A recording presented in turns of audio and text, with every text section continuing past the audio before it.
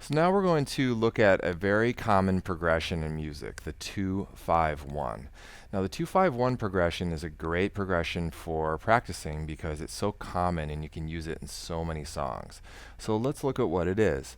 We're going to go to the key of C and play the 2-5-1.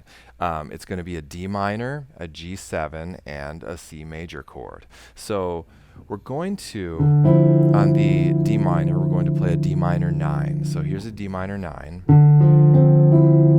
Okay, I have a D on the 5th fret of the 5th string, and an F on the 3rd fret of the 4th string, and a C on the 5th fret of the 3rd string, and the 9th, which is an E on the 2nd string, 5th fret. Now, the next chord is going to be a G7.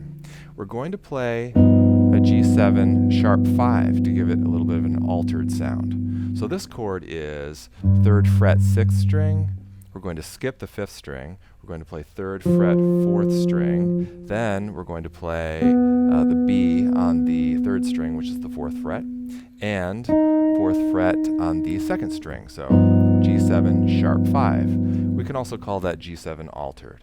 So D minor 9, G7 sharp 5, and we will end with a C major chord. Now this is a C major 6-9 chord, and that's a C on the 3rd fret, that's an E on the 2nd fret of the 4th string, and an A on the 2nd fret of the 3rd string, and the 9th, the D on the 3rd fret of the 2nd string. So here's our progression.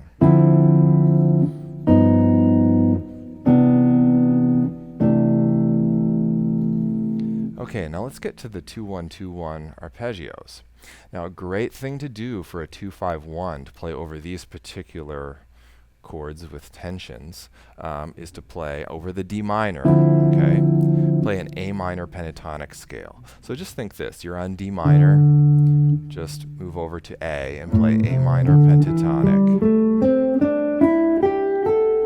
Okay, now for the G7 altered, we're going to move that minor pentatonic up a half step. So we were on A minor. Now we're going to go up to B flat minor.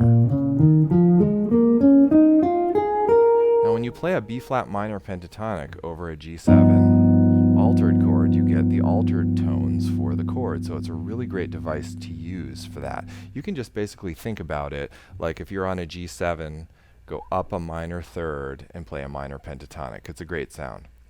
Now we're going to move to the C major chord. Okay, and then you can move up yet another half step to a B minor pentatonic. Now what we're doing here is we're getting a Lydian sound on the major chord, which just gives it kind of a bright sound. So instead of using the major scale or the Ionian mode, we're going to use the Lydian scale, which gives you the sharp 4, and it gives this sound. So I'm playing that F sharp on the chord, and it kind of brightens up the sound. It's really nice. So to review, we're playing D minor, G7 altered, C major, and we're going to play A minor pentatonic over the D minor, move up a half step, play B flat minor pentatonic over the G7 sharp 5, and move it up a half step to B minor pentatonic for the C major. Now let's take a look at the 2-5-1 progression with the 2-1-2-1 arpeggios. Now we've established that we're playing A minor pentatonic on the D minor, up a half step for the G7, and up another half step for the C major. So let's look at the arpeggios. Here's your A minor pentatonic that we learned earlier. Okay. You can also start that up a minor 3rd on the next fingering. This is one of my favorites. I love the way that sounds, so let's use that. Now we're going to use that over the D minor. Then we're going to move it up a half step over the G7, and then the C major. So we have D minor, G7, get all those altered tones, and C major. A great thing to practice when you're working on improvising over this 2-5-1 progression is to try to connect the arpeggios. And here's a nice little exercise to do that. Go up your first arpeggio. Now it's going to be 8 notes because we're going to be playing eighth notes. So 1, 2, 3, 4, 5, 6, 7, 8. Then we have to change because we're in a new measure and we're on the new chord. So change chords, then go down the arpeggio. So it'll sound like this. And that's another 8 notes. Then we're going to change to the C major and we will play another. So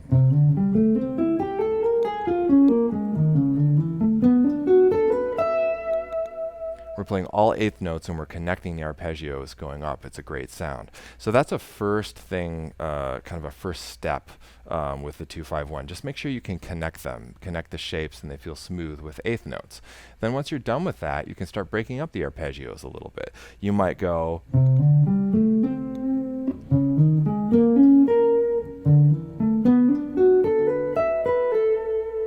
So what I did there was I played the first shape, then I skipped a string just to give some variety, and then maybe add something. Then maybe I'll go up the arpeggio, skip a string, come back down, and play something melodic on the top. So now I'm going to actually improvise for you over a backing track. We have a backing track that has D minor, G7 altered, and C major with drums, and it repeats over and over again. So what I'm going to do is just play along with that, and you can hear how I'm using these shapes when I'm soloing.